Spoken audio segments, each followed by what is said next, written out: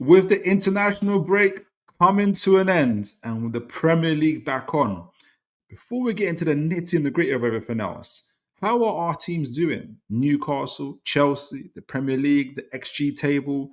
What does it all mean? Let's find out right here on Toon Tactics TV, folks. Oh, brilliant from Sham. And now Murphy could take on the shot. Bobby and Sham win!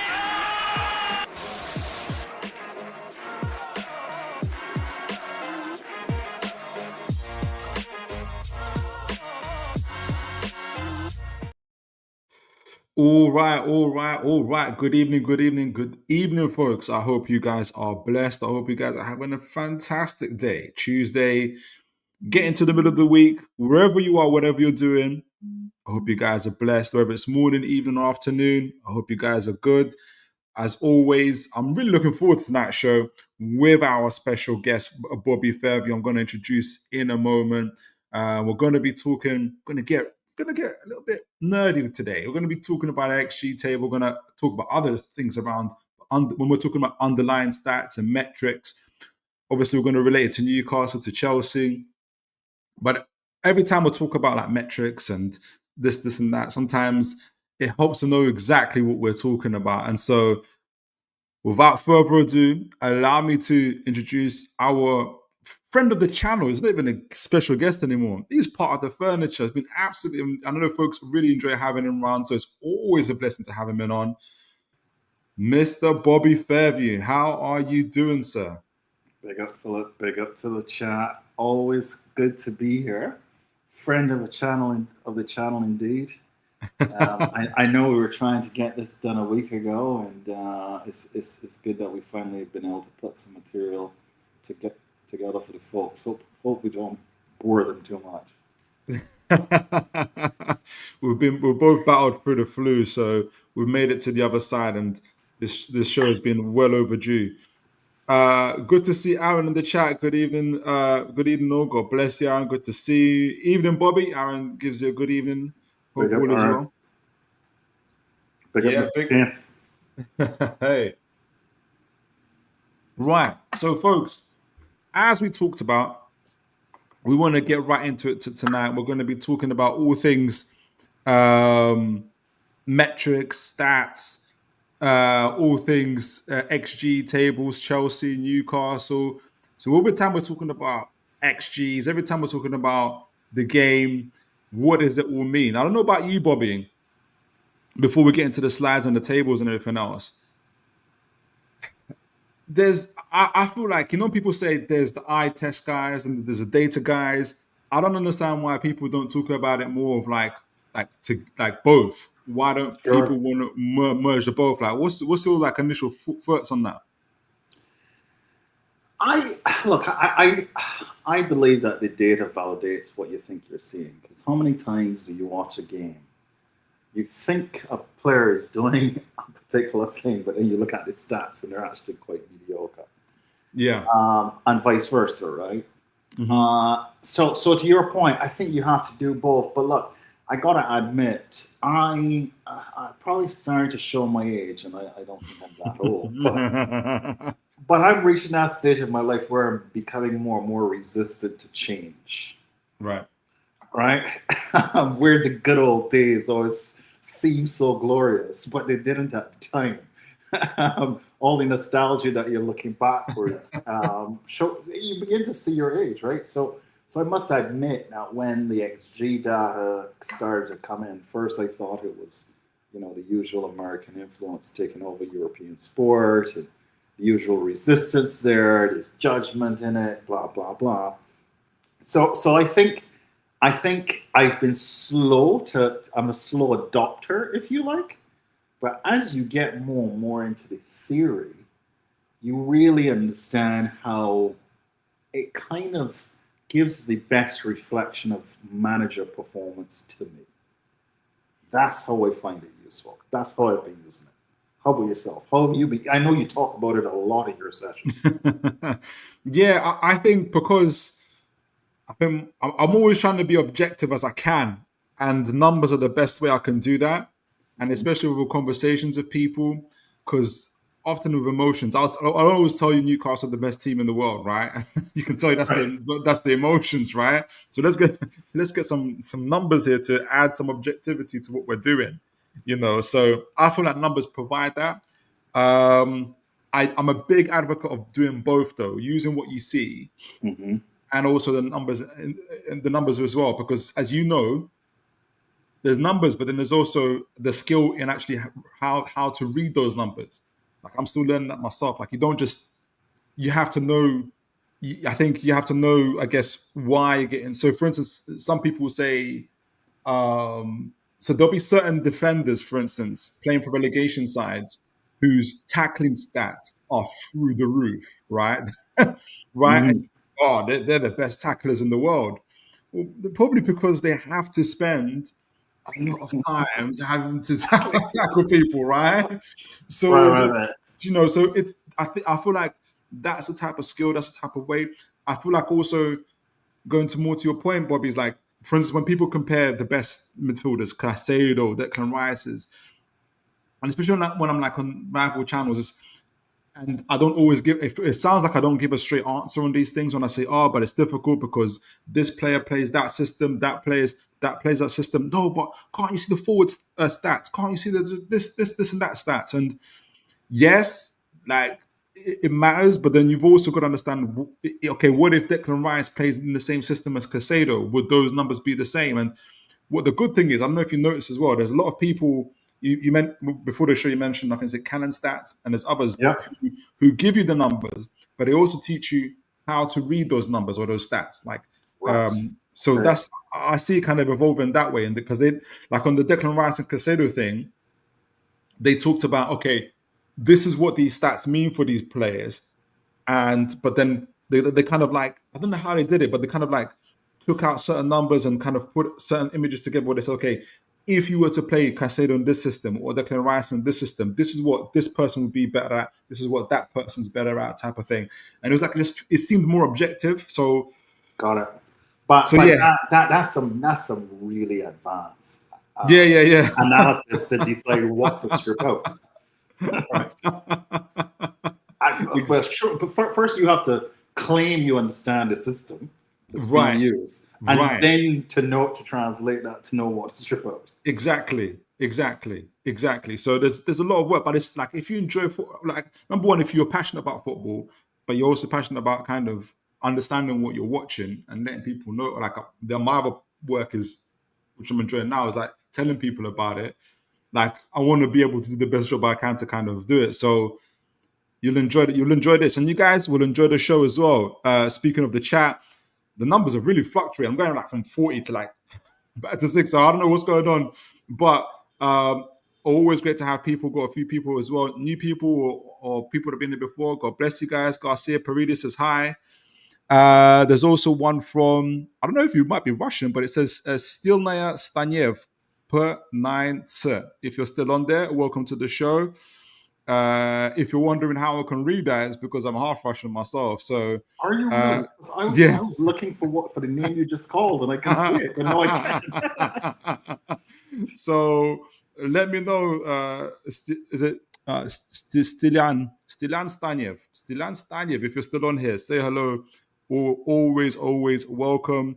Ninja Chris, I don't know what you're smoking, but welcome to the show anyway. God bless you.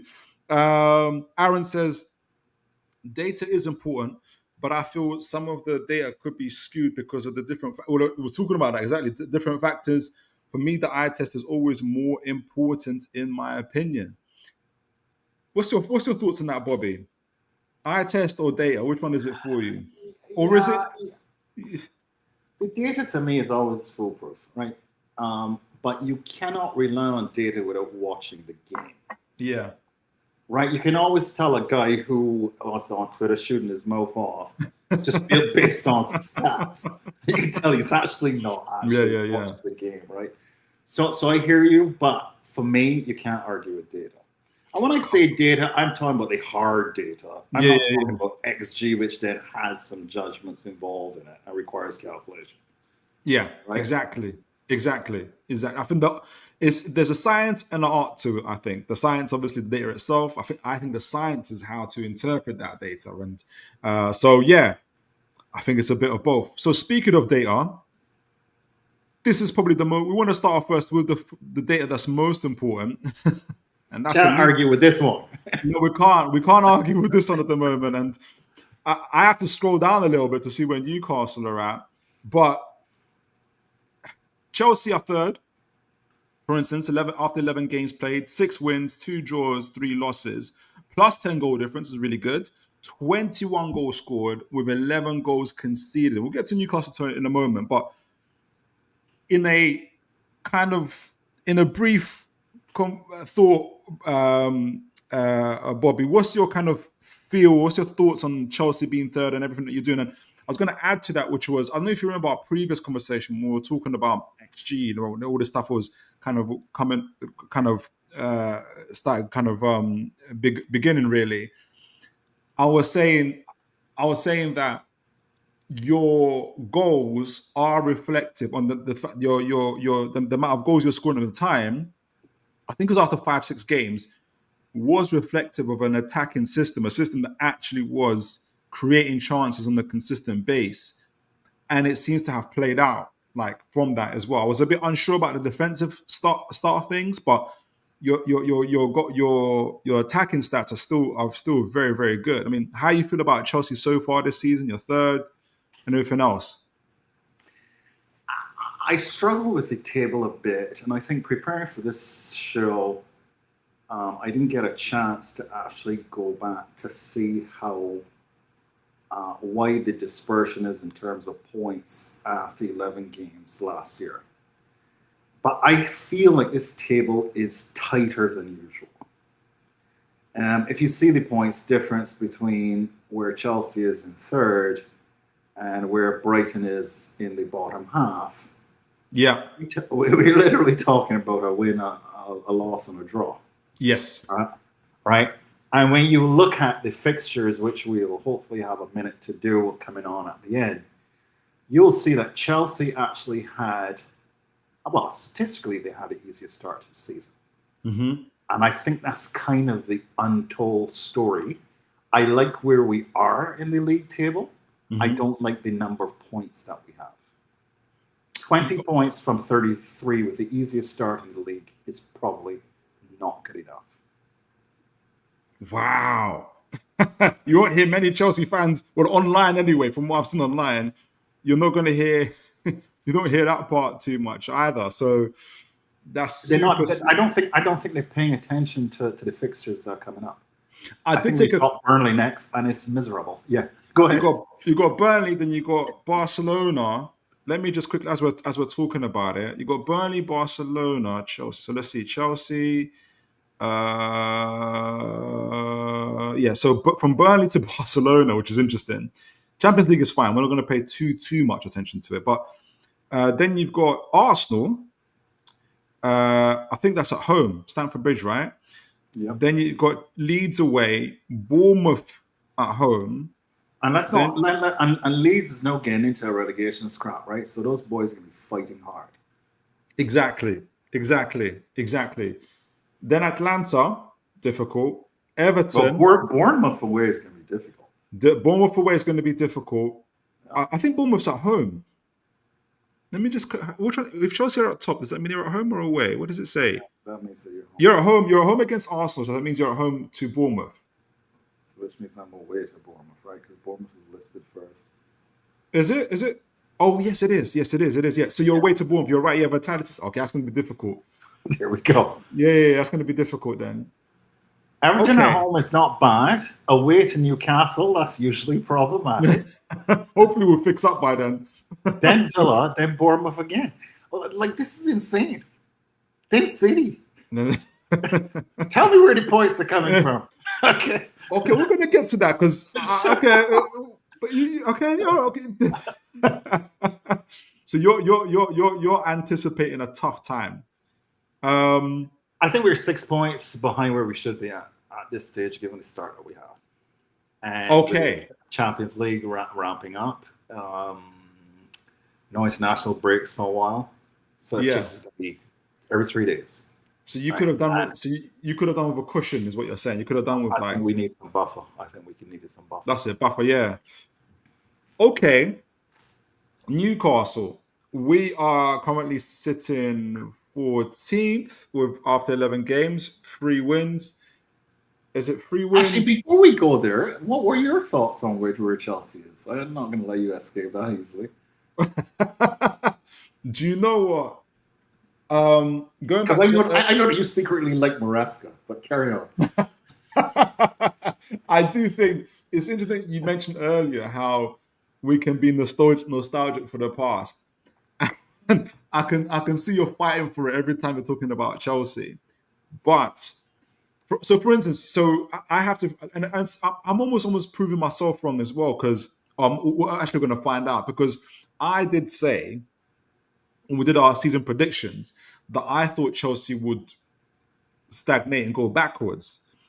And just because I felt that the transfers from the transfers, the recruitment was 2 steps forward, 2 steps back in terms of if we count all of it together. So I thought, okay, if you haven't really, if according to my calculations, my own personal opinion, you haven't moved forward with the way the Premier League is always changing and teams adapting and growing, then we are going to see we're going to see you guys going backwards. Then we had, obviously, as I mentioned, the conversation about 4 or 5 games into the season when we had when we did the XG for Chelsea, for Newcastle, and everything else. And I saw how good your attacking stats were, and they were consistent. It wasn't by accident. You have an attacking system. Yeah, a leaky defense. I thought that some of that leaky defense could be ascribed to for the fact that you haven't had a consistent back four through injuries and everything else. So I think my overall view of that game from that period and on to now, Chelsea are a good team. Like they're between a good they're a good team offensively. There's a lot of work to do defensively, but I think Chelsea are a good team and a good attacking team. And I feel like the points you have and the position where you're at is deserved. What's going to happen next? I don't know. So I know that you hate the whole inverted fullback thing and everything else, but especially the offensive stats and everything else show that it's working. Like, right? You create a lot of chances, which is what you're supposed to do. And so far, the team is I think it deserves to be where it is in the table, in my opinion. First. Yeah, I mean, just a quick reaction to that. I think our centre backs have received a lot of criticism. To your point, though, the attack has been really good, and I think the goals and the opportunities are being spread around the attack as well. I can't really think of just one standout attacker. So look, I got to give Maresca credit for the attacking production, if you like. I am not comfortable with the way the centre backs are being exposed. I actually don't think we have a centre back problem. I think we have a midfield problem, and it has to do with the fact that all the midfielders are just too attacking. It could actually be that simple, leaving Caicedo on an island. But anyway, yeah. So that's interesting to get your thoughts on that. I know that you're a secret fan of my coach. I'd be delighted to swap. Really? No, I'm sticking with Eddie. I did a whole show talking about how I'm sticking with Eddie. But big up Adrian Pickett. Good to see. Yeah, I've got 2 streams because there's some new thing on StreamYard about being able to do one show on landscape, one show on portrait. I thought, okay, let me try it out. I'm already beginning to regret it. So at least if you don't try things out, you don't know. Because last time I did the show, one stream got like 70 views. The other one got like 380. So I'm like, okay, I'm gonna have to. Yeah, it's just insane. So I don't know, guys. Let me know if because I can't see the other stream. Is the other one? I don't know if this one's landscape or this one's portrait, whatever it is. Let me know, guys, if you see it. Let me know which one you prefer, if anything, and I'll try and do the one stream with whichever way people like to see it. But big up Adrian, good to see you. Any otherwise.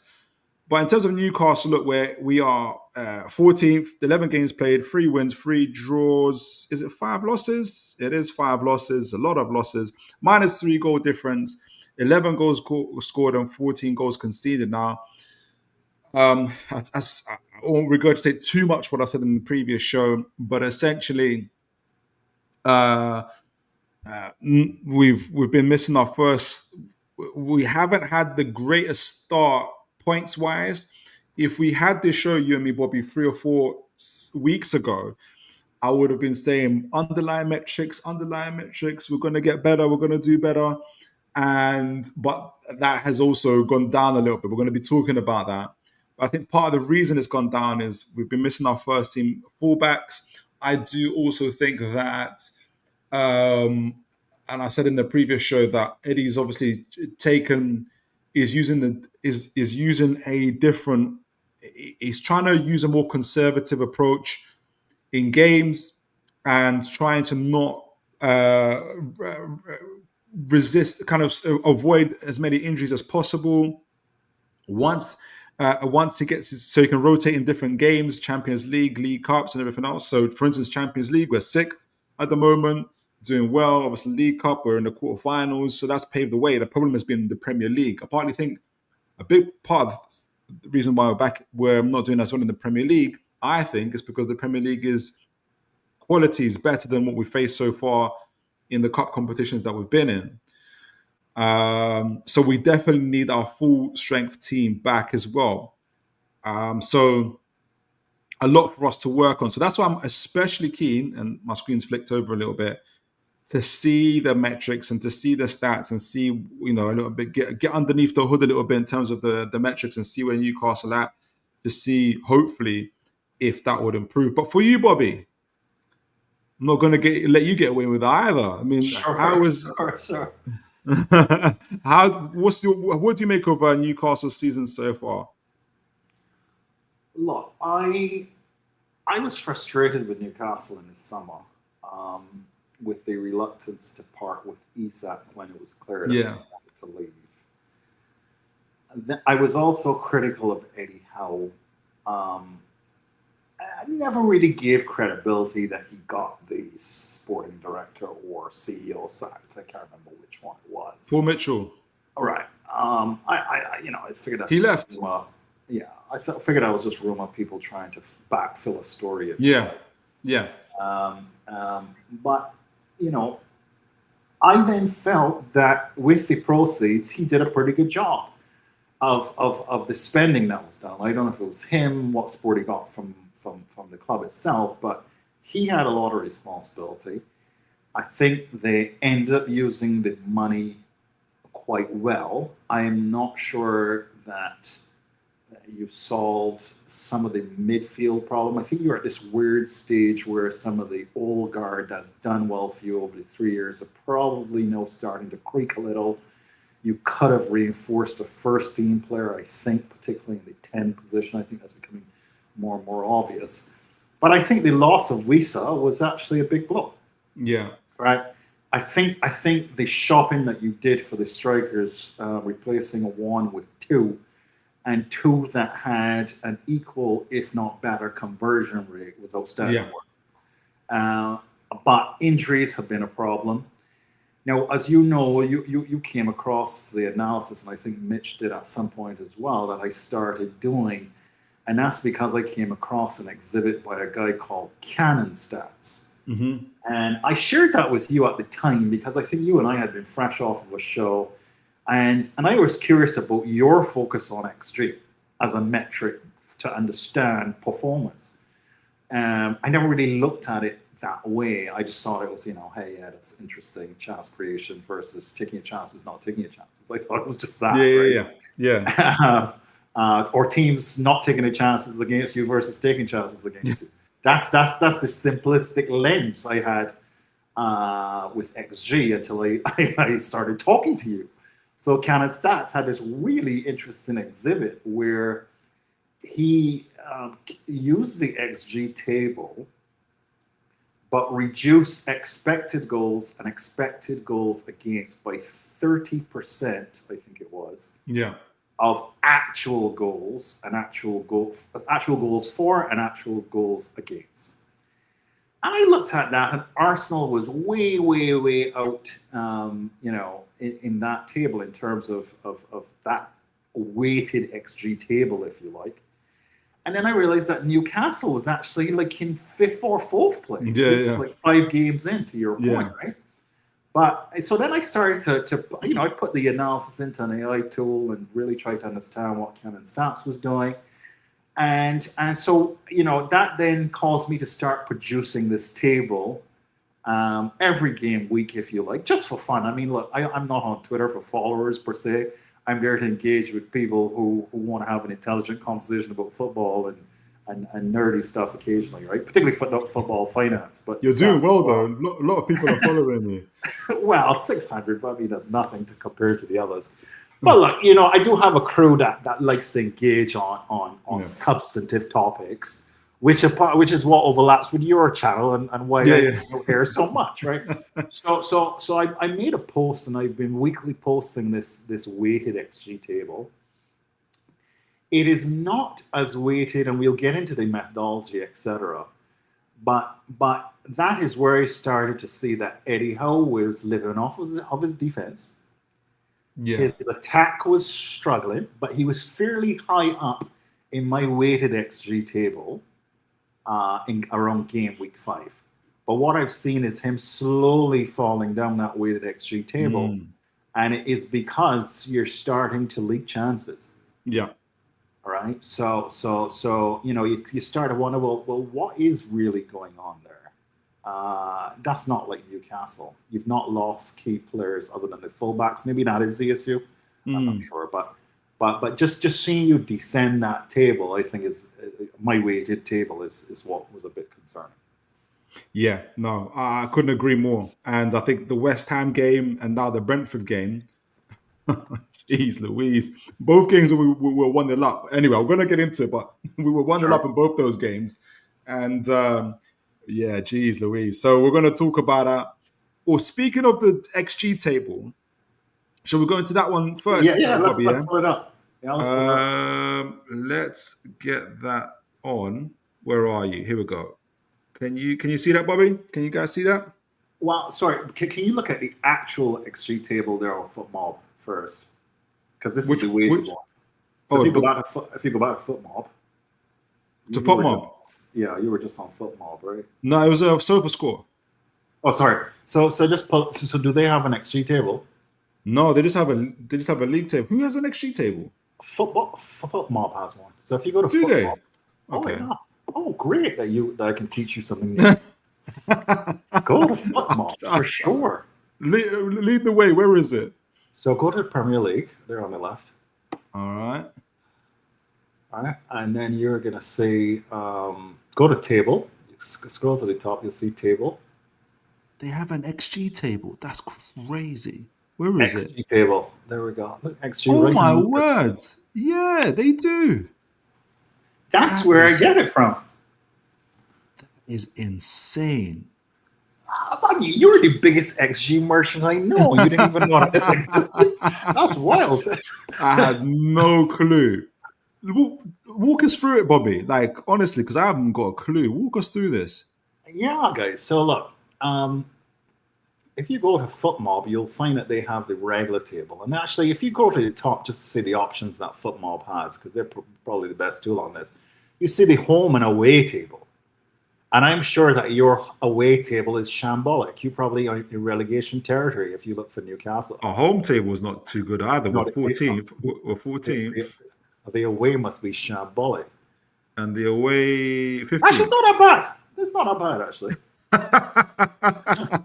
Is it Spurs? It might be Spurs. So Spurs are like number 1 when it comes to Spurs are number 1 away. But their home form is relegation. Right. I don't even know what to say about that. I don't even understand how. Yeah, I don't even know what to say about Tottenham's. But if you go back to the XG, as you were saying, Just how Yes. I read this table. So in my previous, pre my playing with weighted average tables, what I constantly looked at last year is that I found that you see the small numbers, the minus 0.1, the plus 0.7. Next to the team. Yeah, yeah. Sorry, just over to your right. So let's just go through the columns, right? So XG, just looking at Arsenal there, they've got an XG of 19.3, right? Yeah. But they're +7, meaning so that's showing their performance over their actuals over their performance. They're overperforming by only 0.7. So this is them. Like this is this is a true reflection of how what they're performing in terms of their goals scored and everything else. Exactly. It's exactly who they are. Yeah. Right. So there's exactly who they are. They're slightly doing better than they're expected to do. Is the way to do it in terms of a goal scored. Mm-hmm. And similarly on the XG, and that's a little bit better for them because they are 1.1 less goals against than expected. Mm-hmm. So although that's a negative number, that negative 1.1, it is negative for XG, meaning they have conceded one less goal than they were expected to concede. And that's how I discovered this table last year, because that number was like 6 for Maresca for half the year. And it was driving Is it one? bonkers. Is it one more goal? So is in the sense of like they've conceded, I don't know, 6, but they should have conceded 5, or is it the other way around? They've conceded 6, but they should have okay, they should have conceded 7. Okay, they should have. Sorry. I think we should be able to see it. So if you go to the actual table, you'll see what their goals against were. So we'll know the exact direction. So go to all. So they considered 5. Right. So and that's 6.1. So yes. So in other words, they were supposed to concede 6.1, but they only conceded 5. The difference is 1.1. Right. Which isn't bad. Which is not bad, right? Yeah. No one's saying Arsenal's getting away with it. Like exactly right. Yeah. Right. Last year at this stage, before Maresca ran into Everton away in December, he was running at something like 6 positive in goals against. Okay. This man was just skating by, and it was driving me absolute nuts because I know he was rubbish. I know he was going to get found out, and I was just on this table every week cursing. Okay. Yeah. So that's how I got familiar with this table, but that's how I used it. Am I conceding more than so those little green and red numbers tells you, am I conceding more or less than expected? Am I scoring more or less than expected, right? So that's how I use the XG table before. So what's the numbers next to them? Like you see where Palace is, next to them is +7, but it's in red. What does that mean? Do you know? So I think that means that Palace on the XG table is 7 places better than they are in the actual table. Okay. So Chelsea, you're currently worse. third. You're on the XG table. So Bobby, if I about Chelsea, it sounds like Chelsea are worthy of their current position. You're only 0.3 from the X, like in terms of plus, in terms of your XG. So you must have scored about 20 goals or something, 21 goals or something like that. And okay, you're minus 0.2.84 XGs conceded. So there is an argument to suggest that you should have conceded maybe 3 goals. Is that right? Yeah, this is lucky Maresca, right? This number is never read. You see that 2.8? I've never seen this table with him conceding more than he should have. It's always the other way around. So he is it. Sorry. So what's this +2 next to the 18? Next to your 18, what does that mean? That means that in the actual table you've got 2 points more than 18. Because that's your expected points, right? So if you go to the actual table, you'll see Maresca has 2 more points. Has 20 points. He has 20 points. Okay. So according to the XG table, does that mean what the XG is saying is that Chelsea are only overperforming by 2 points? And that is correct. Chelsea is only overperforming by 2 points. Okay. And that again was based on a weak start. But look, we are 1 place higher than our expected position should be. Okay. That's what the XG table is saying. So does that mean Maresca is not so lucky anymore? I still think 3 XG against where he should have conceded 3 more goals. That's kind of pretty high in this stage in the season. So teams are still that's true. That's true. Teams are still not taking their chances against Chelsea, right? Right. We've also played some pretty bad teams because we had the easiest start of the season. Yeah. So again, a bit of a false position. But look, we shake through the noise. We try to, according to Mitch, bring a number of data points together to see if we can get the emotion out of it and present a table that is more reflective of the math. And that's where he started publishing the weighted table. Go to Newcastle in the moment, but just to say, folks in the chat, thanks guys for letting me know about you prefer the landscape version. I'll probably too, because you see all the stuff. Adrian also says we'll be eating the crumbs under Bobby's table soon if things don't turn around. Oh yeah. But even with that, I mean, I think we're 8 points behind Chelsea at the moment as well. Aaron says Maresca has done well considering the defense Chelsea isn't great. Yeah, a lot of injuries as well. And I wouldn't.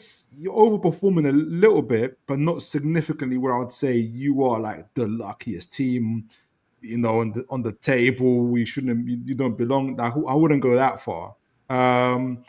But I, like yourself, Bobby, what's going to happen? Worried, obviously.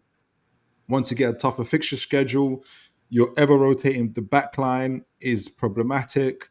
So let's see what better attackers who will take their chances. Exactly. And teams, all the teams, all of us are going to adapt to each other. Like at some point, so we're all going to know what each other's about. So what happens then? But Leeds has been mighty unlucky. I mean, teams have scored 5 more goals against them than they should have. Yeah. Teams are just taking the chances on poor Leeds and they're getting hammered, right? And is the -4 here to say that they should have if they had taken their chances and the teams hadn't scored, they should be on 19 points. Is that what it's saying? They have 4 less points than they should. They have 4 less points. Okay, so they have 4 less points. Interesting. So they should be on 15. Yeah, correct. Okay. So for Newcastle, they think that we should be on 16. I think they'll probably count West Ham and other games like that to that. We've got plus 2.6 for the XGA, so for the goals conceded. So is that saying that we're overperforming? Yeah, so this seems to suggest, and this is where Newcastle is confusing, right? So you realize all of your small numbers are red. Yes. So even to the left, if you go to the left, the small number on the left in terms of rank in the table, you got a red 5. Okay. so I'm worried. I'm like, it's like I'm waiting for. I've been to the dentist recently, and I was like, what's wrong with my teeth? Like, I'm like, I can feel the same feeling.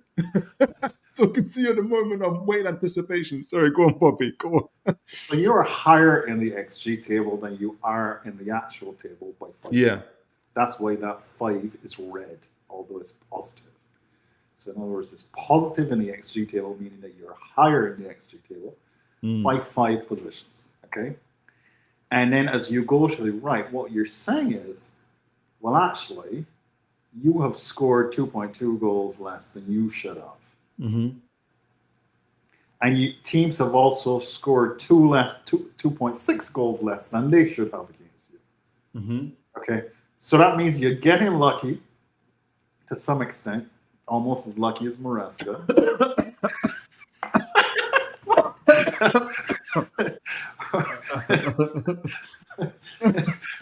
I should have made you laugh. almost as lucky as Baraska, Yeah. but then you're pretty unlucky. But here's where I get confused. Your striker is taking his chances. Yeah. He needs 2 shots to score a goal, which does not happen normally, particularly quarter way into a season. And I Yeah. don't think there's any other striker with that level of efficiency in the league. Yeah. Right? So you have a very efficient player, but for some reason you're not actually you're almost you're 2 goals short of where you should have been. And then in general, your defense is getting hammered. So it's starting to get hammered. That was actually supporting you for quite a while. I don't know where the deterioration started to happen over the season, and maybe it has to do with Livermento's injury. I'm not sure. Yeah, they're targeting Dan Burn more and more down that side, and also Kieran Trippier to a lesser extent. So even for us to play out the back, our defenders don't really want to pass to Dan Burn in tight spaces because he's not. God bless Dan Burn. It's just the reality of what the situation is. If Lewis Hall is in a tight space, you don't have a problem passing to Lewis Hall because he's just better than Dan Burn in those situations, right? So teams feel that they can press us, which they do, because what that leaves us is with only 2 options when we're playing out from the back is Bruno Gomes and Tonali. So therefore, the best you can do is surround Bruno Gomes and Tonali, and so their performances have been slightly dropping off as well. And in terms of like going the other way, where you'd have Voltamada dropping into the midfield area to collect the ball, there's not been enough runners in behind to kind of take the space that he's created for us and take advantage of it. Part of that reason is because I think it's because with the fullbacks being Dan Burn and Trippier kind of being so closer to our goal, there's gaps that's being formed up, and as a result, our left wing and our right wingers are trying to cover for the fullbacks, are coming towards the ball rather than making runs in behind. So there's a lot for Newcastle to kind of. So I know. So you, for instance, you mentioned having a number 10, and I think we've got a journalist called Craig Hope who's big on number 10. For Newcastle, our number 10s is our fullbacks. In a way, like they're No, the I get guys. that because that's what Thomas Tuchel used to do. Yeah. Oh, right. So exactly. When we won that Champions League, that's how we won it. That's so this I'm talking to the right person, so you know exactly what that feels like. Oh, right. So Yeah. that's they change everything for us in every phase of play. From the build up, having a Lewis Hall who's very good in tight spaces, or having a Tino Livramento with his his ability to carry the ball, his burst of pace, all the way to the midfield where we are then able to outnumber the players as midfielders, which also encourages our left wingers and right wingers to either push in and surround Voltamada, giving him players to pass the ball to, as well as exploit the space. So all of that, I'm saying that all of that collapses without our fullbacks. So it's a good thing you actually said that, because I would have listened to you and I would have been in the chat there saying, Phil is reaching here.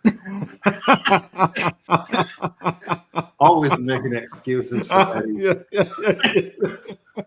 But now that you actually say it, I don't know if you recall, that year after Chelsea won the Champions League, the season afterwards, Chilwell and Reece James got injured. Right. And that was around the December time. And that's when the wheels started to fall off. Right. So it's clear that Livramento and Hall were big. And we had no number 10, no real 10. I mean, like, Mountain isn't really particularly creative. No. Yeah. Right. So that's where the creativity was coming from. That's where the threat was coming from. And they fall off when the 2 of them got injured was massive. Y'all are obviously going through the very same. Yeah, exactly. And that's why I think we're looking to invest very heavily into fullbacks at the moment. Murillo from Nottingham Forest is been talked about. There's some other Spanish geezer. At the same time, though, we've got teams that want our fullbacks. So just released recently, there was a Man City again. Have come back. They're going to go for Tino again in the summer. I After wouldn't. 2 ACLs on one knee, though, I can't see this. I don't know. I wouldn't do that. Has he had 2 ACLs? I thought he had the one. I heard talk that he's. I don't know what is in the injury right now on the same knee. Oh no, but it was not an ACL though. It's Okay. yeah, it's not an ACL. Thankfully, it's Oh, not okay, an okay, ACL. okay, okay, So okay. he's back on the grass at the moment. Got it. Okay. Well, I shouldn't be spreading false news then. No. Like there was that worry. That's why they took extra time with him. Got it. But so I'm actually it's good that you understand exactly what I mean by fullbacks, why they're important, because obviously you experienced what you've experienced with Chelsea. The example is obvious. I mean, everybody remembers that Chilwell, Reece James just peppering the league, and then two of them just injured. Done. Chelsea finished. Yeah, exactly. And so I think we're realizing that if you were to go back, and like I think Chelsea would have invested heavily into fullback rotations, because they do fullbacks nowadays cover a lot of ground. They have to do a lot, like in terms of literally in every phase of play. So those are the guys that you need to rotate the most. And so, for instance, Arsenal, Skelly, Calafiori on one side, Ben White, Urian Timber on the other side. That's pretty good cover. Like, do you know what I mean? Like, it's pretty good rotation. The only problem I have with Arsenal's fullbacks, and are we really? I wonder if we're going to run out of time, but because we got a lot of material to come. Yeah. But it's an interesting conversation. Arsenal I find interesting because their fullbacks are centre backs. Yeah. Centre back hybrids. Yeah. I really don't know if they are the style that Eddie Howe and TT and Thomas Tuchel have been using. You see what I'm saying? I feel like the Arsenal's less reliant on their fullbacks than Tuchel and Eddie Howe are. Yeah. Different systems. They kind of rotate players really well. You'd even find Declan Rice at fullback as well. But you're right. I need to move on as well. But so that's the table. Sure. That's where we're at. Let's actually talk about the XGs and the metrics in more detail. Sure. So, and folks, do please remember to, as you always do, like, share, and subscribe on both channels, wherever the other stream is going on. Guys, let's get that conversion rate up. So, Bobby, take it away. Expected goals, XG analysis, and predictive weighting. But before we get into this, let's just pull up the post that I had made on X that actually shows the actual weighted table, so that folks can understand how I combine the XG table and the actual table. Is this it? If you go to my tweet. It's not showing it. Okay. I took Bobby out by accident. Right. Here we go. Yep, there we go. So just on the theme of so we just been through the actual table. We've been through the raw XG table. And this is where I did not find them particularly useful in understanding performance or even predicting future performance. Right. And Canon Stats, this guy on Twitter, he alerted me to this weighting concept to really flesh out what teams are actually doing well, what's noise, what's not, right? So I started to play with combining the actual table with the XG table. And when we say weighting, what we're saying is we take the expected goals and create a goal difference that is expected goals less, that is 2/3 expected goals, 1/3 actual goals. And equally, you create a goals against, which is expected goals against in a 2-to-1 ratio with actual goals against, and come up with a goal difference, which I call net XG star or weighted XG. That's a mouthful. So conceptually, what we're trying to do, and actually, let's take a step back and let's think about the actual table and how that relates to goal difference. Mm-hmm. Can you go back to FootMob? Yep. And I want you to go to the actual table for the 24-25 season. 24-25 season.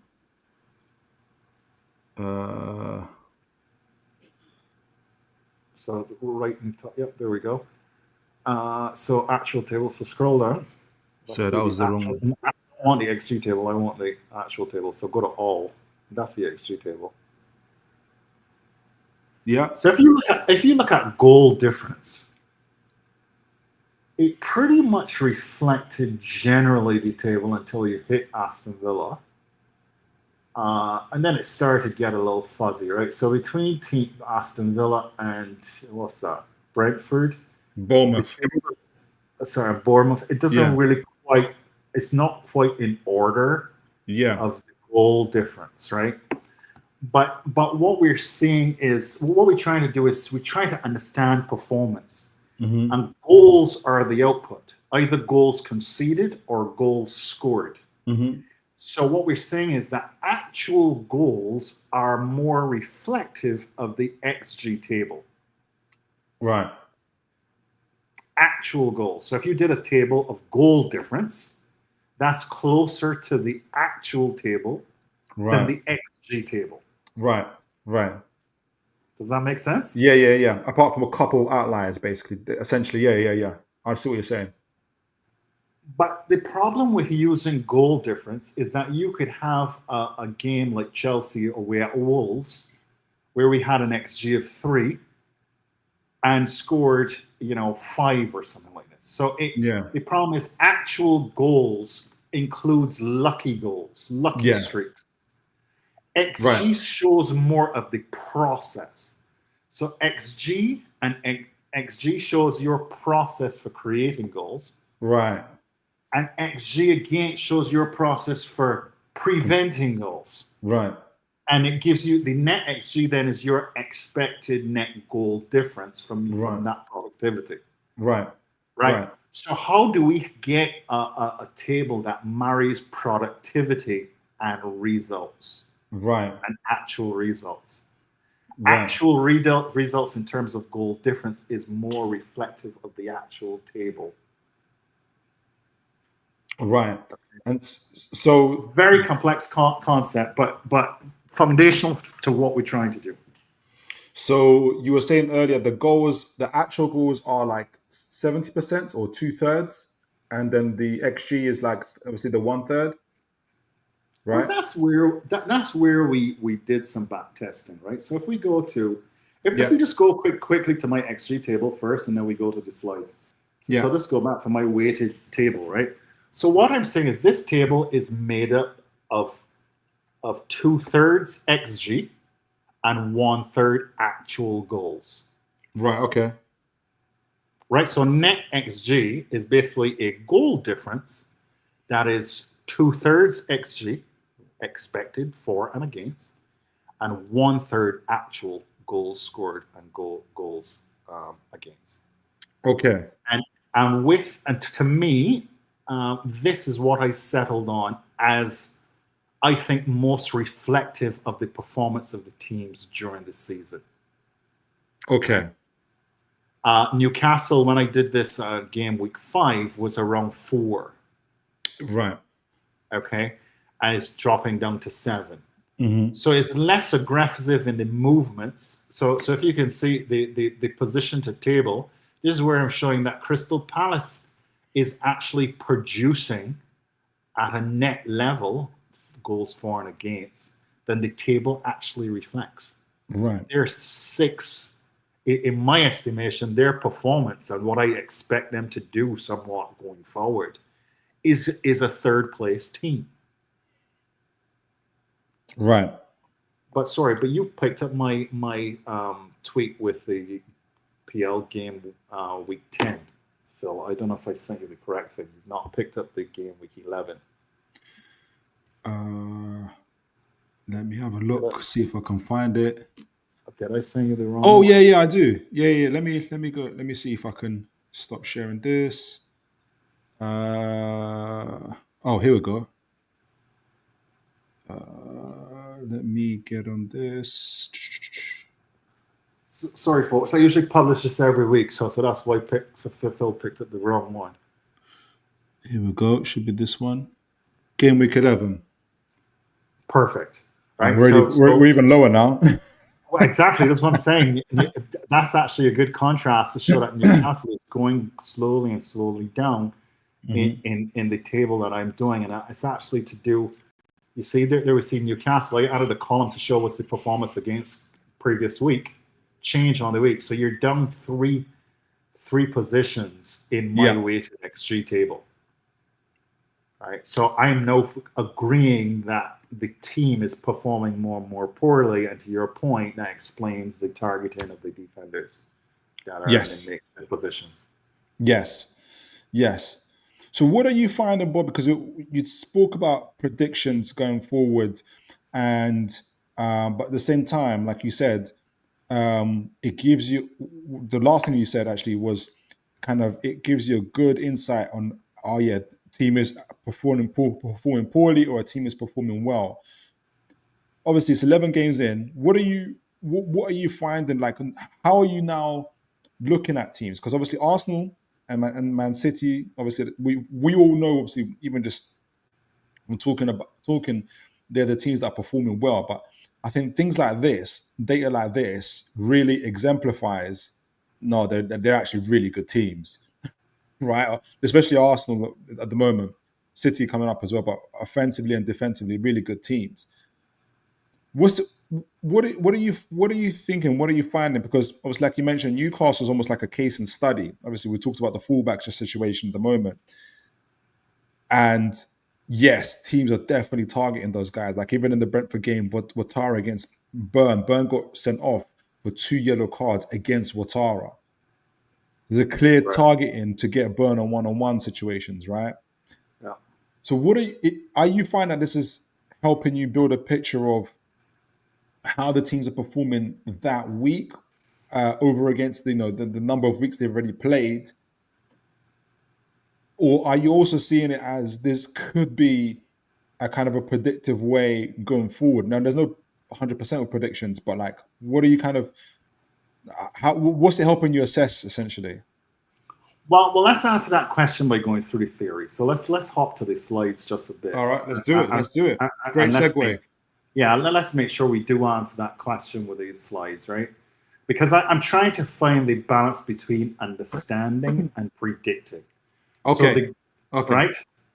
Yeah. So if you think that process, what the manager has implemented, what is clearly repeatable, that is going to continue. The manager can't put the ball in the back of the net. He can't stop the keeper from having a howler, right? All he can do is to set up the team to produce. Yeah. What actually happens is up to the personnel on the pitch. Right. So this is helping me to better understand performance. So I think if we liken it to Eddie Howe, as I've been producing that table, I thought Eddie Howe was being unlucky, right? But then after time, I'm seeing him dropping in my weighted table, and you get to the bottom of it, and you actually start to see it's real. So I think it's better at explaining performance than it is at predicting. But I still think it could be instructive because you can almost see the trend as you look at the table from week to week. So let's just hop to the second slide. Let's do it. Let's get into so this is where the betting markets piece. Just jump to the next one. There's just a title slide here, right? So what we want to do is to really just understand what XG is, and why we were skeptical about it is because where does human involvement come in, right? So what you're saying, that XG assigns a probability to each shot, representing the chance of scoring. So for example, you will have something like a shot from 30 yards. that might be given an XG of 0.02, Yeah. right? Where something closer to the goal might have a 0.6, right? Yeah. So at the end of the game, they look at each shot with a number that's been assigned to it and add them up, and that's the total XG for the game. What I think, though, we need to appreciate is that apart from creating the models and the judgments going into the math that's set up in there, the assumptions, you still need an analyst. So there's special cameras at each ground, basically taking a video and shots of each shot taken on goal, right? So special cameras. But there's an analyst that needs to sit there and say, was this a big chance? Was the defender applying pressure? Was it a cutback? These are judgments, right? So you've got an analyst actually he's looking at that. Was that a cutback or not, right? So he's got to, so that influences the actual XG assigned. But then you would find that all these data sites, the XG generally comes in around the same number. They might be off by a point or two. Not by whole 2 goals, but 0.2 of a goal. Right. They might be off of 0.1, right? So that's where the noise comes in, but I don't think that noise is ever more than like a 0.1, 0.2. I don't know if you've observed anything different. No, though I do tend to stick, like, so this year, because I started SofaScore, I'm just sticking with SofaScore. So I don't, do you know what I mean? So the numbers it's not going to change too much, but I just want it to be for consistency. You can do FOTMob, you can do whatever. So I'm not like overly precious about it, but just for consistency, because I started off with SofaScore, I just continue doing the SofaScore. Yeah. But you know, the betting markets, in terms of creating those odds, they need to be pretty good, and they got a pretty good large data set. Yes. Track record, right? Yeah. So this is where I realized that Canon Stats was doing something that the betting markets are doing, which is to weight the XG with actual output to bring it closer to reality. Yeah, we expected to score these goals, but how many did we actually score? So let's put 2/3 expected and 1/3 actual to balance it out, to temper it a little bit. Right, to give you the best view of the odds. That's what the betting markets do. Right, so what I want to do is to come up with something then that's less predictive, because I'm not trying to predict necessarily, I'm trying to understand. Yeah. And that's why I use a weighting that's closer to actual goals scored. Let's go to the next slide. Yeah. Optimal weighting and back test insights. Yeah, let's go. Let's move on to the next. I should have taken these title slides out. So this is where I was trying to decide what is the optimal weighting. So if you just increase this, I don't know if you can increase the size on this a little bit. It's kind of. Are you able to zoom in a little? I'm not sure I can, because it's a PDF. It's a PDF file. All right, no worries. Okay. So what this is trying to show, right, is the XG weights on the side. So when you have 0 XG in the weighting model, that means that you're going purely based on goal difference. Right. Okay, so you're literally taking the goal difference that's on the actual table, goals scored less goals against, and that gives you a best match of the points table. So that's an XG weight of 0.00. If you do 100% XG weight, so you don't consider any actual goals scored, that's actually the worst correlation to the actual table. So in other words, I looked at the last 3 years of actual tables and compared them to the XG tables. Yeah. All right. And then I did the weighted model from 0 to 100% weighted, no XG versus all XG, a table based on no XG versus all XG. And the actual result was worse when you use the 100% XG table. You look confused. Are you trying to understand why? So is it saying that it's better to have at least a percentage of actual goals rather than just pure XG? Correct. If you want to show positions that are most reflective of the Of the actual game. table, no, of the actual table, Yeah. you Okay. include less XG. You should. Okay. Okay. So when I say weighted, I'm trying to say, well, how much of the goal difference am I gonna use from the expected goals versus actual goals? Because that makes sense. Because actual goals is actual goals. Like you can't. It's just objectively true. That's But what like creates the points. that's what creates the points. There is underneath that, or different ways, is you can have lucky goals or whatever, right? And maybe that's where the XG creeps in. But you can't give too much weight to the XG because, like you said, it kind of itself comes down to human error. An analyst who's watching the goals and giving the XG and that side of things. There's an error to that, so you've got to give more weight to the actual objective goal itself. The goals are going in for whatever reason. They're going in. You can be lucky. Someone consider it lucky, but if it's consistently happening, like for instance, Arsenal corners, when Arsenal were consistently getting those scoring goals from set pieces, people were saying it's lucky. 2 years later, it's no longer lucky. It's just Right. it's a matter of fact. If Arsenal get a set piece against you, and now other teams are doing it, your Brentford's and everybody else's, right? So actual goals, the what's actually happened in the game, you have to give it more weight. Or You some also, weight. I'm trying to decide how much. So from ha- 0 to right, 100, that's the point of this exhibit, right? So right. from 0 to 100, if we include no XG, it's close. It's the best match to the table.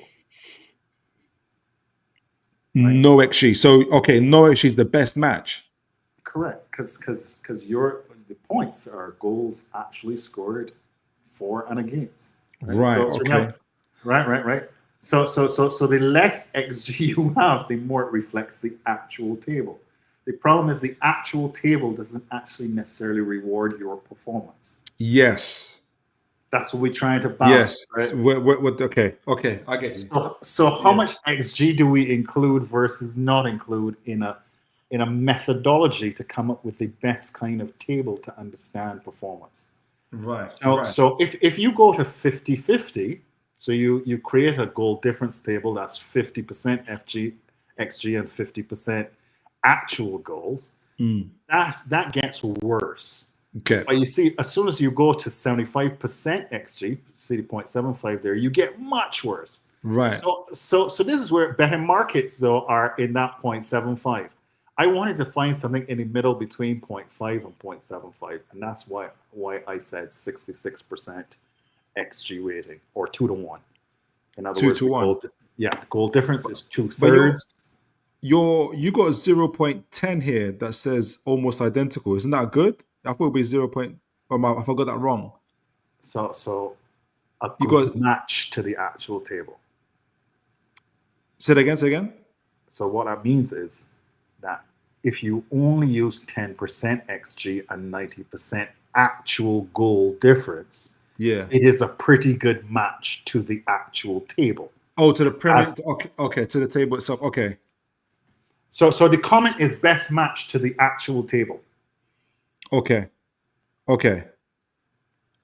And what you want is so you chose to have 60% because it gives you It gives me a reflection of the productivity or the process that the manager has implemented. Doesn't mean he's necessarily being rewarded for it, but the team itself is producing good XP, yes. Yeah. So there's no right? point in having 10% because you're just talking about the table at this stage. Like you're not even Exactly. you're not getting anything. Okay, I understand. You got it exactly right. So Okay. you want to say, and this is where you have to assume that if the coach has a good process, that is over the long run going to elevate you in the table, because eventually the goals should follow the performance. Okay. Right? Yeah, That's why XG is predictive, because what we're saying is that the team has a good process. That process is sustainable. And we'll test this, right? Because Crystal Palace has a really good process. Mm-hmm. They should be, according to my table, 4th place in the league. But they aren't, right? So over time, will they be rewarded for that good process? So that's why we have to have an element of process, because if you have a good process, that should, help you in the future. But the actual goals tell the real story. So we have to have an element of that in there. Okay, makes sense. Let us know in the chat if it's making sense to you. I'm getting it for sure. You guys are Very, going very complicated, guys. Yeah, but I like it though. Like I think the more we do it, the more we'll get to understand it. Do you want to move to the next slide? Sure, please. Yep. Yeah. So And you know what? we discovered a lot of this. Yeah. What I was going to add, so I was going back because just speaking on Crystal Palace, because what it also does is open up conversations to say Crystal Palace and Newcastle. Say for instance, like you said, so long as the process. What I was going to add is so long as the process is repeated week on week, but when no conditions and everything else changes, i.e., a player is injured, so Newcastle were 4th at one point in your table. Why have they, now they've gone 7th? What has happened to the process that was happening in the first 5 or 6 games?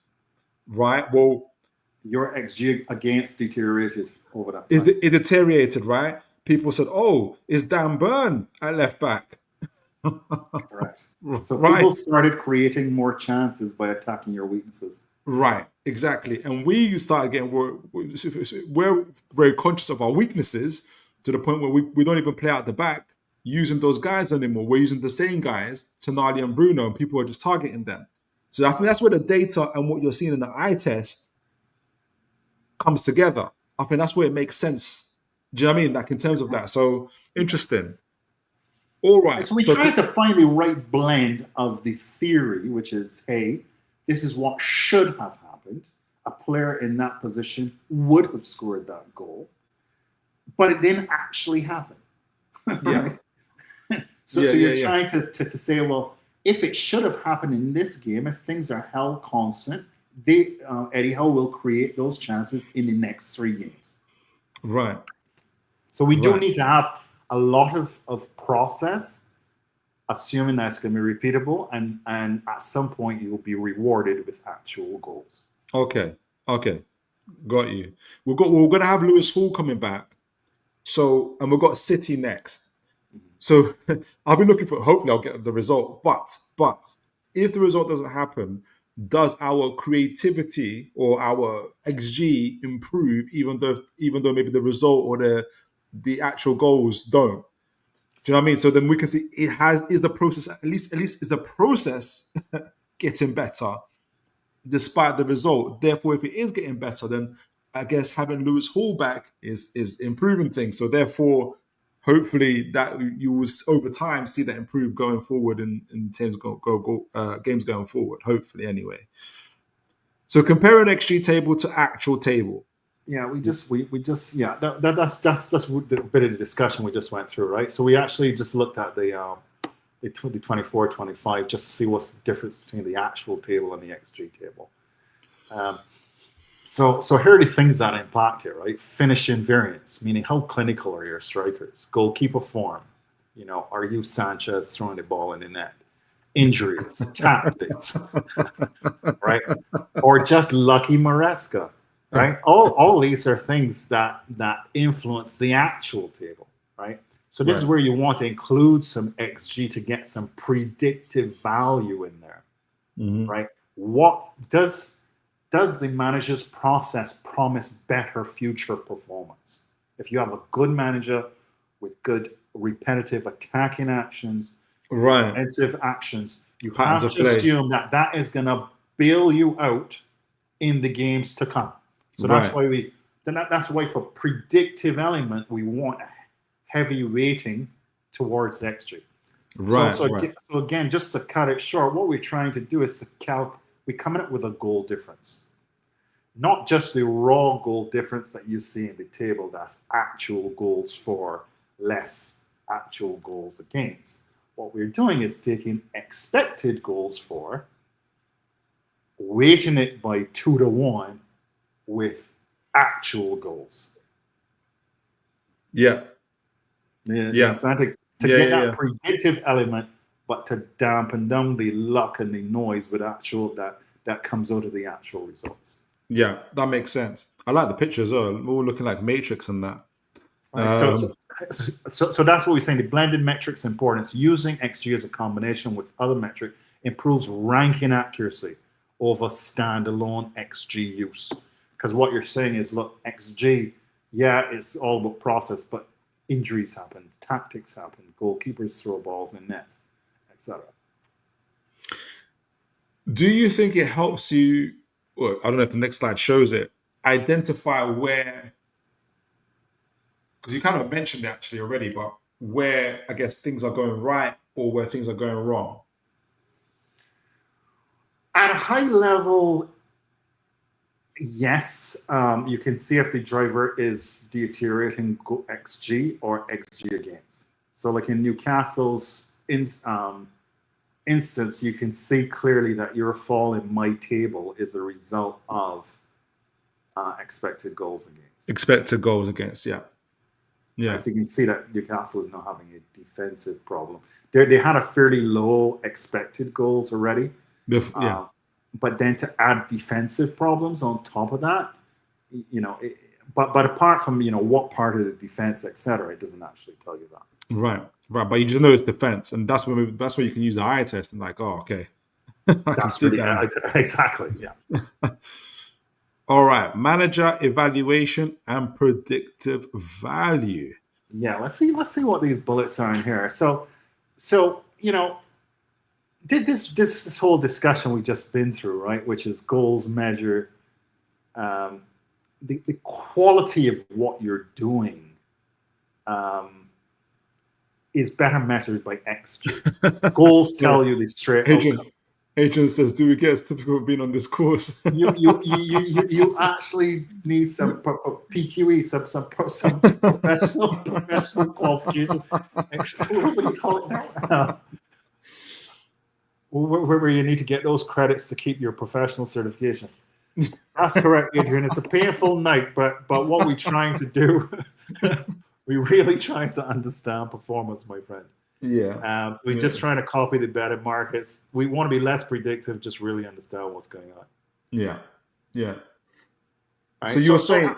I landed on a 2-1 weighting. So in other words, my goal difference table is 2 XG to 1 actual goal, right? And the reverse is true. So this is so what I'm trying to do is to develop a method that provides a more stable weekly understanding of performance. So obviously the testing pad is this season, isn't it? Like that's what we're going to see. And I want to destroy my own narrative that Maresca is lucky, right? So fair play. Right? So you're going out of your own way. Fair play to you. You're going out of your own way to be as objective as you can. Fair play. There we go. Yeah, we can jump to the next slide. Practical comparisons of tables. All right. So yeah, so that's where.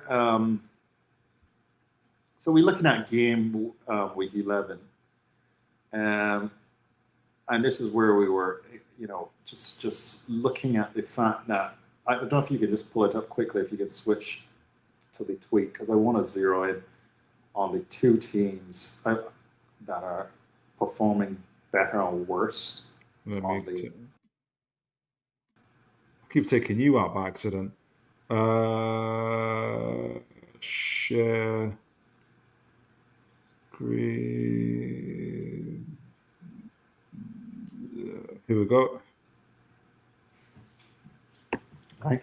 So if you look at Crystal Palace, just looking at the change in position column, second from right, see Crystal Palace and Brighton are not being rewarded right now. This is where I think their performance should be.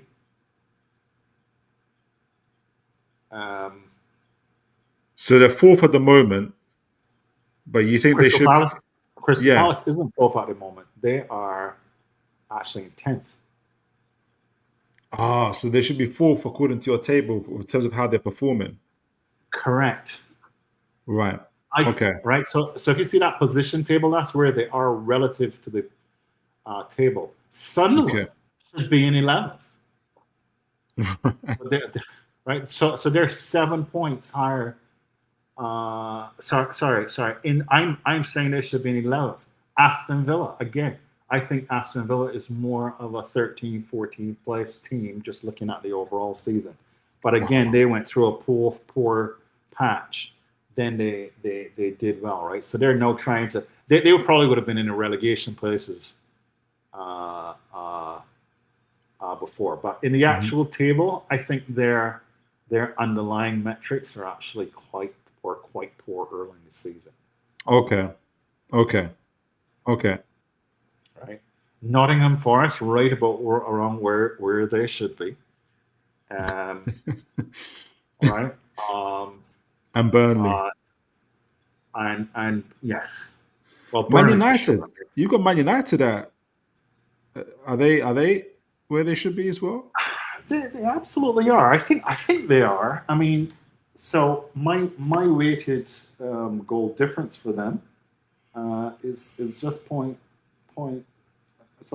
off, right? So they're doing quite well, and I think the metrics are their XGA, from what I recall, is pretty high. But yeah, so I think this is in terms of what teams are actually doing, whether or not they're being rewarded. This is where I'm trying to say, look, Crystal Palace should come back. So should Brighton. So they're going through a bit of a lull now, but their underlying process is so strong that you can expect them to rise in the table again. Right. Liverpool, they still got some work to do. Chelsea is right where they should be for right now. But this is where I temper it by saying that's after some easy fixtures, right? Okay. So what's going to happen to Chelsea going forward, right? Because this table doesn't contemplate the difficulty of the opposition, right? It's just purely based on what's happened today.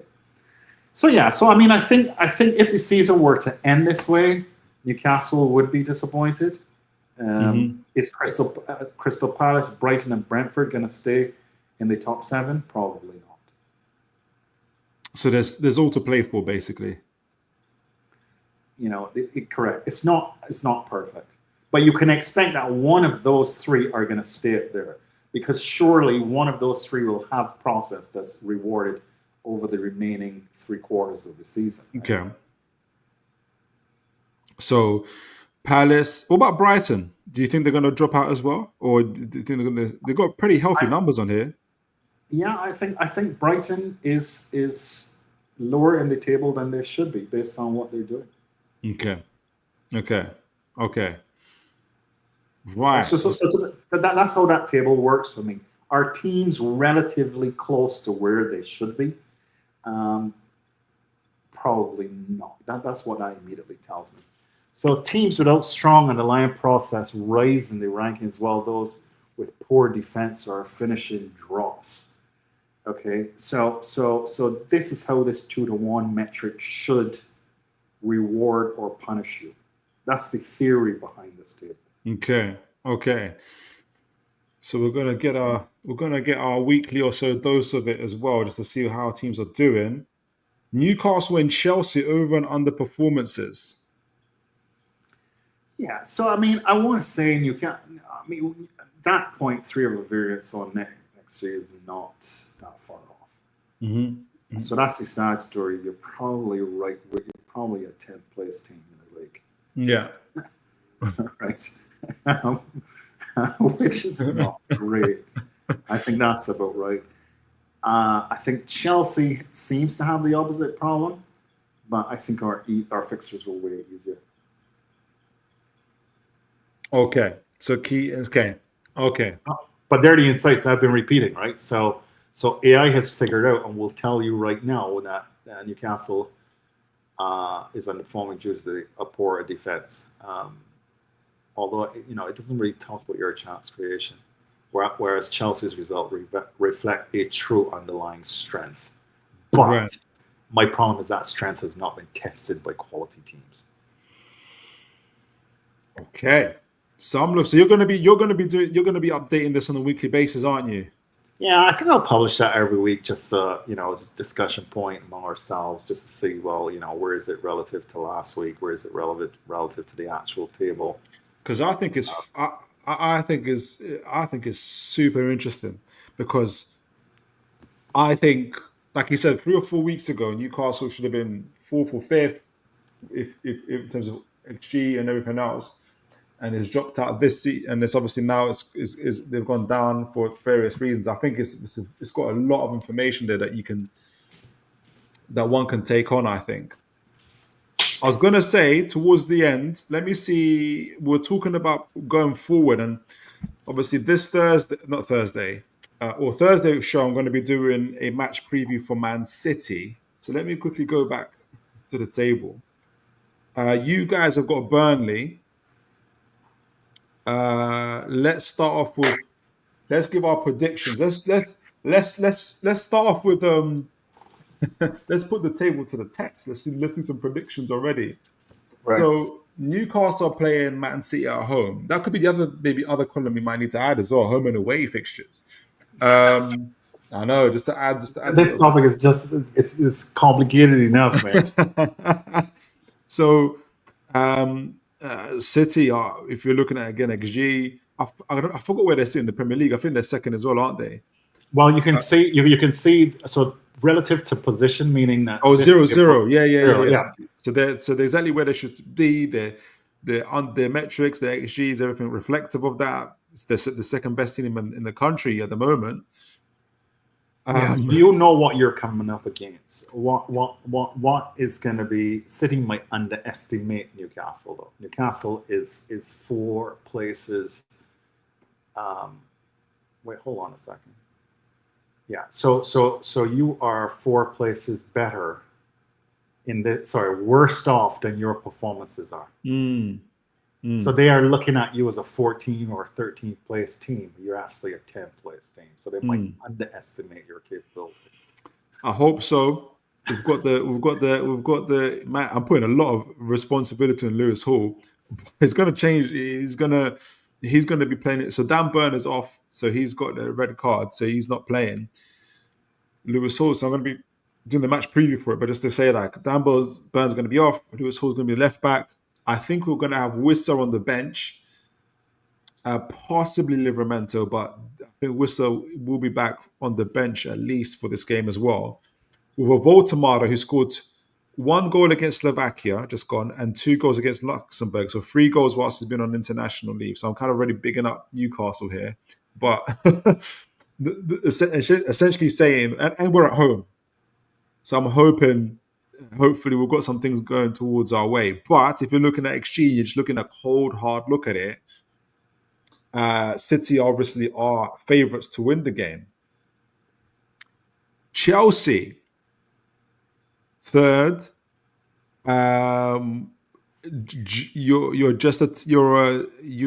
You're third on the XG table, which is 1 place below where you are on the. No, you're 1 place above where you are in the table. Yeah, I mean, so we're we are right where we should be according to my table. You're right where you So should 0. be. Yeah, so we're in 3rd place. My weighted XG table says Chelsea should be in 3rd place. So Maresca's right, right, Adrian Pickett is losing his shit. We're giving Adrian indigestion with his dinner. Yeah, so Chelsea is right where it should be, and we're playing Burnley. So this should be a nice weekend of stat padding again for Maresca.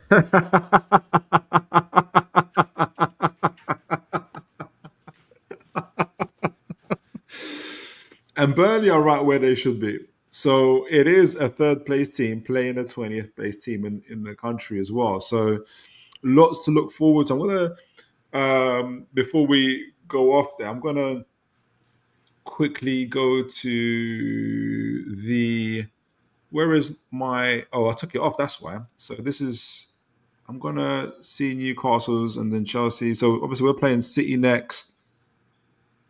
Is this what season is this? I hope it's till 24, 25. Yeah, so we've got City next. Table fixtures. While you find that, I'll also just tell Adrian, look, after all this talk, just to simplify what I'm doing, I'm simply creating a table that the betting markets would use for predictions. That's all I'm doing.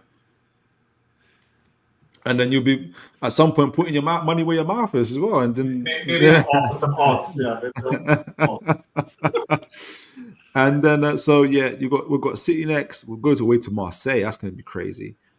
Everton. By the way, on the table, I can't see it, but let me see. So Everton are the second team we're playing. Everton are share this table instead.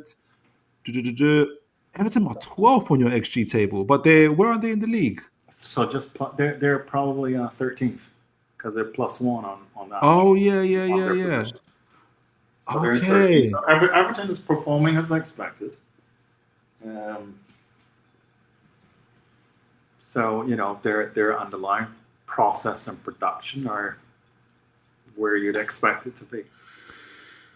Interesting times ahead for Eddie Howe and the Toon.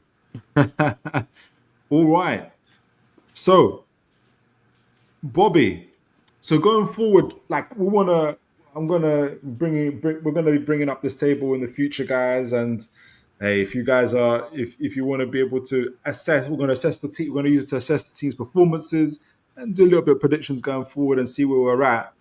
Because we might just also predict like the rest of the league, not the rest of the league, but like the games going forward. Because typically, like do Newcastle games or whoever we play, so we might use this one to predict some of the teams going forward as well. I think it'd be good for you and I just to get together and use it to understand performance, right? Because I think we can see that it actually explains where our teams are. Exactly.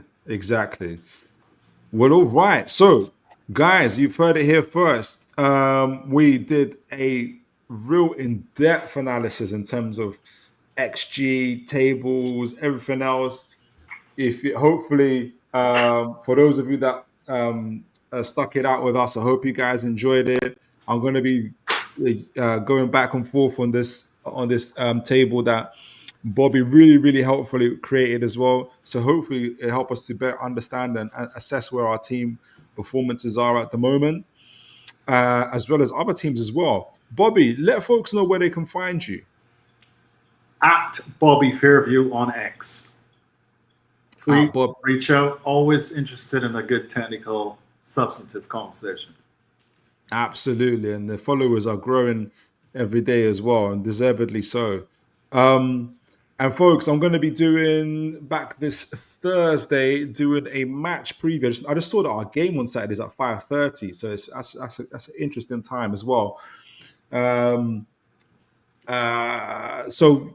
guys, this Thursday we're going to be doing a match preview for the City game, taking all these metrics into consideration and seeing what can Newcastle do. You got me a thumbnail idea already against all odds. That's going to be the thumbnail for the Man City game. We're going to be a match preview for this Thursday. Make sure you join us as well. You've been absolutely phenomenal as always, guys. And as always, folks, take care of yourselves and God bless, folks.